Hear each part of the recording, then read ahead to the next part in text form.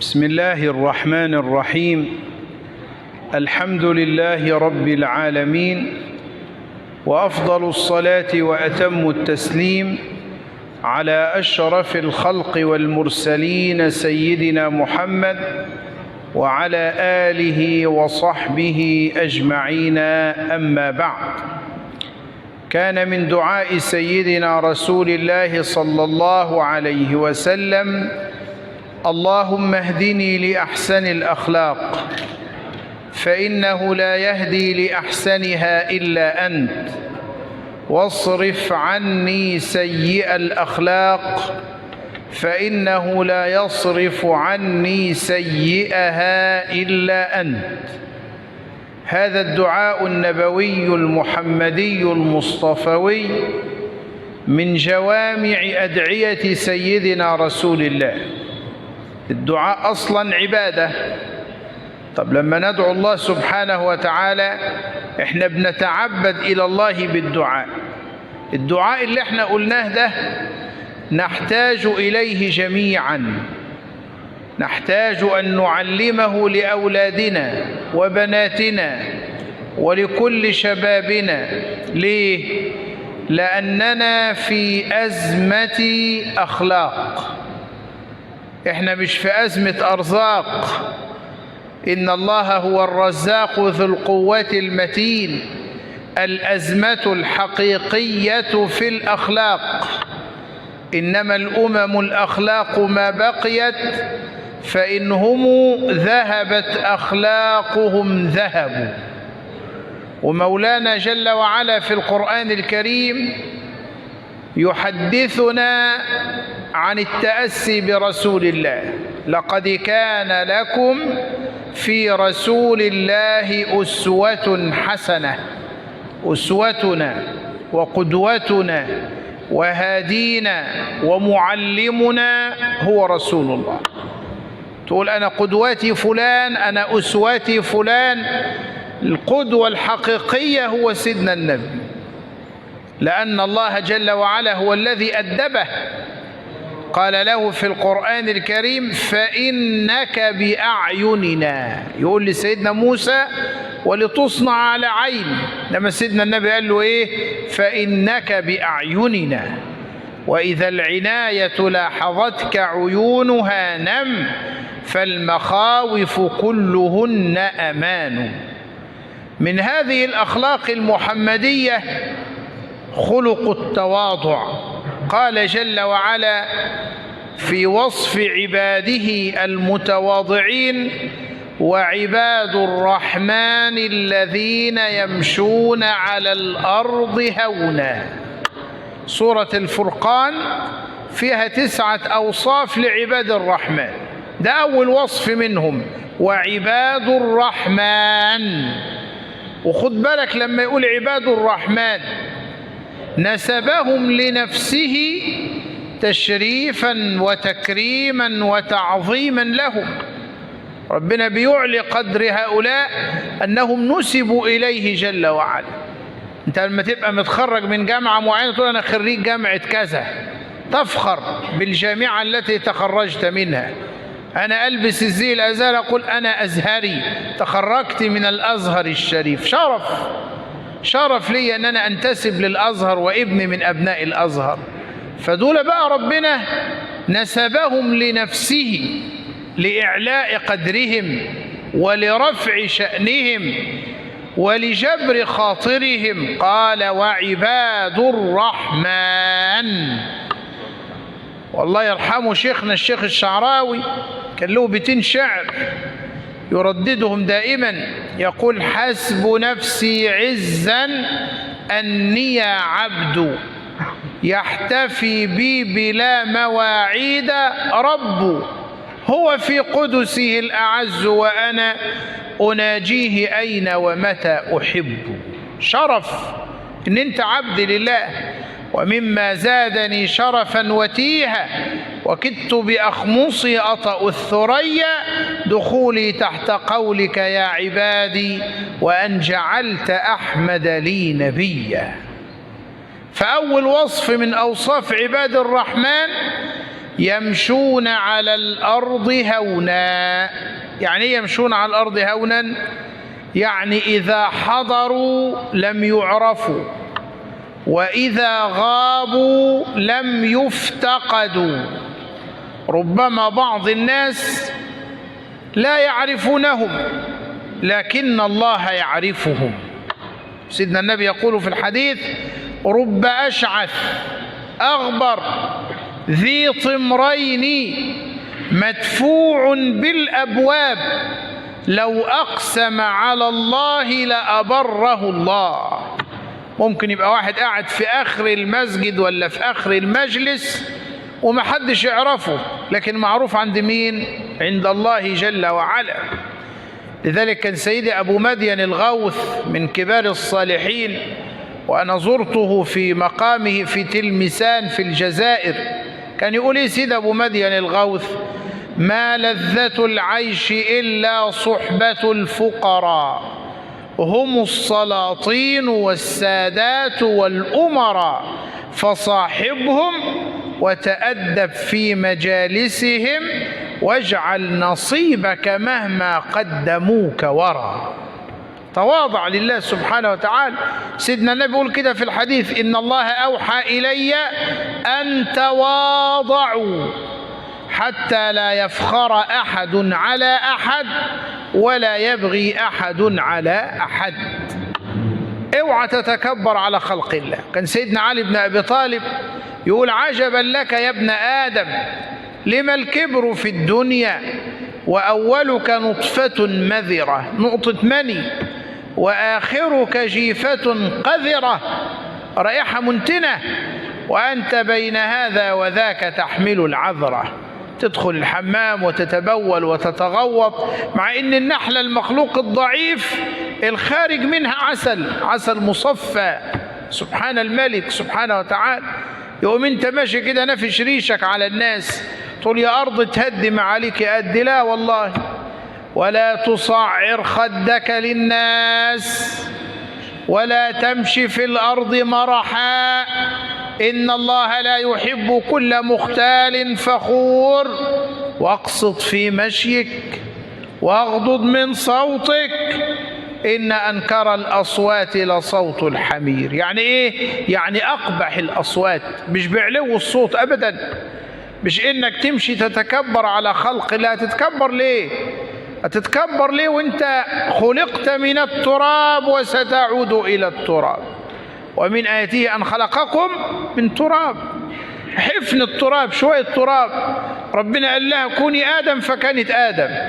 الحفنة دي بعد كده بقت تتكلم وتأكل وتشرب وتتحرك وتعصي وتطيع، وبعدين تكاثر الجنس البشري، وبقى من سيدنا آدم بقى الأمم بقى اختلاف ألسنتكم وألوانكم، إنا خلقناكم من ذكر وأنثى وجعلناكم شعوبا وقبائل لتعارفوا إن أكرمكم عند الله أتقاكم. هو سيدنا أبو ذر لما سخر من سيدنا ابن مسعود، شافه طلع على الشجرة فضحك عليه وعيره، قال يا ابن السوداء، فسيدنا النبي عاتبه قال أعيرته بأمه إنك امرؤ فيك جاهلية. إيه يعني ابن السوداء؟ يعني رب هذه الأمة السوداء أفضل عند الله منك. وشافوا بقى يعني ساقوا كده نحيفة وطالع على الشجرة، عيرته بأمه أسببته إنك امرؤ فيك جاهلية. فبعدها أبو ذر يعمل إيه بقى؟ يروح يشتري مثلا توب ولا جلابية، يجيب للخادم بتاعه زيه، يجيب لنفسه عمة، يجيب للخادم زيه. بيقولوا له بتعمل كده ليه؟ قال لهم ما هو ده من اللي علمه لي النبي صلى الله عليه وسلم، التواضع. من تواضع لله إيه؟ رفعه. تواضع تكن كالنجم لاح لناظر على صفحات الماء وهو رفيع، ولا تك كالدخان يعلو بنفسه على طبقات الجو وهو وضيع. لذلك بيقولوا لسيدنا النبي يا رسول الله، الواحد عايز يبقى ثوبه حسن ونعله حسن، وده كبر. عايز ألبس أحسن حاجة، عايز البس براندات، وعايز احلى حاجه على الموضه، واجيب برفانات وروائح زكيه وعطور وسافر واتفسح. ده من الكبر؟ قال لا، الكبر بطر الحق وغمط الناس. يعني ايه بطر الحق وغمط الناس؟ يعني احتقار الناس وازدراء الناس. اوعى تزدري حد، لا تحقرن احدا من خلق الله، ربما اللي انت بتستحقره ده اعظم عند الله منك. لذلك كان سيدنا النبي يقول للصحابه ايه؟ اذا دخلت عليكم فلا تقوموا لي، لما ادخل عليكم المجلس او المسجد لا احد يقف لي. فيدخل سيدنا النبي على الصحابه فلا يقوم له احد الا واحد بس، اللي هو مين؟ سيدنا مين؟ حسان بن ثابت. حسان ده كان شغال ايه؟ شاعر الرسول. وبالمناسبة حسان ده أسلم وهو فوق 60، وكان شاعر مخضرم. يعني ايه شاعر مخضرم؟ يعني كان شاعر قبل الإسلام، وبعدين ربنا هداه للإسلام وأسلم. فقالوا له في يوم: يا حسان، ايه رأيك تقول لنا قصيدة هجاء في محمد؟ الهجاء ده يعني الذم، تذمه، عكس المدح. فقال لهم: طيب وماله، أذمه، نشوف انتوا عايزين. قالوا: اعمل لنا قصيدة في محمد. فوقف حسان خلف صخرة، وسيدنا النبي هيمر من الطريق، فنظر حسان كده للنبي، قال يعني يستوحي الشعر لما يبص له يعني. فما لقاش عيب في سيدنا النبي. قالوا: ما لقاش فيه عيب؟ قال له: يحمر الخدين، مش بيقولوا كده في المثل؟ اهو ما لقاش عيب في سيدنا النبي. قام جاي قايل ايه بقى؟ قال: لما رأيت أنواره سطعت وضعت من خيفتي كفي على بصري، بخبي عينيه، خوفا على بصري من حسن صورته، فلست أنظره إلا على قدري، روح من النور في جسم من القمر، كحلية نسجت من الأنجم الزهري. كأن القمر والشمس نازلين الاتنين ماشيين على الأرض ولابسين أحسن ثياب وبيتمخطروا على الأرض وما يجوش حاجة في جمال النبي. كملت محاسنه وعلى تفنن واصفيه بحسنه يفنى الزمان وفيه ما لم يوصف. ولما أهديت السيدة ماريا لسيدنا النبي كان معاها أختها. السيدة ماريا أهديت لسيدنا النبي، فكان معاها أختها اسمها سيرين، فأهدى النبي سيرين لحسان بن ثابت. فحسان قالوا له: انت النبي قال لنا لا تقوم، وبتقوم ليه يا حسان؟ فترجم عن حال حبه شعرا وقال: قيامي للعزيز علي فرض، وترك الفرض أن يستقيم، عجبت لمن له عقل وفهم يرى هذا الجمال ولا يقوم. وقام وقف لسيدنا النبي صلى الله عليه وسلم. تواضع من تواضع لله رفعه. سيدنا النبي سيد المتواضعين، سيد المؤدبين، سيد المؤدبين، لم يكن متكبرا. ربنا يقول له كده في القرآن: فبما رحمة من الله لنت لهم. ومرتين في القرآن يأمر النبي أمر بما أمرنا به لوالدينا. يقول لنا كلنا كده في القرآن مرة واحدة: واخفض لهما إيه؟ جناح الذل من الرحمة، التواضع لوالديك. يقول لسيدنا النبي مرة: واخفض جناحك للمؤمنين، ومرة تانية: واخفض جناحك لمن اتبعك من المؤمنين. خفض الجناح يعني التواضع، يعني اشملهم برحماتك يا رسول الله، كن هينا لينا معهم. وده كان حال النبي، كان هينا لينا هشا بشا بساما ضحاكا. والصحابة كانوا على حال النبي. سيدنا أبو بكر قبل ما يبقى خليفة المسلمين في حياة النبي كل يوم يطلع كده على أطراف المدينة، يروح لواحدة أرملة بتربي أيتام يحلب لهم الشاه ويسأل العيال الأيتام الصغار ثم يعود. لما تولى الخلافة البنت شافته جاي من بعيد، بقى خليفة المسلمين، فنادت على أمها: يا أماه. قالت لها: نعم. قالت لها: أتى حالب الشاه. على أبو بكر الصديق أتى حالب الشاة، أدب. وسيدنا عمر كان يطلع بالليل في المدينة يروح لامرأة عجوز مقعدة عمياء، واحدة عجوز كبيرة في السن مقعدة مشلولة عمياء لا تبصر، يروح لها سيدنا عمر. فواحد من الصحابة مشي وراه ودخل على المرأة ما تعرفش ان ده عمر، فقال لها يا أمة الله، هو مين اللي بيجي لك كل ليلة ده يعني يجيب لك طلبات الطعام والشراب والبيت؟ قالت له معرفوش يا ابني، يأتيني بما يصلحني ويخرج عني الأذى.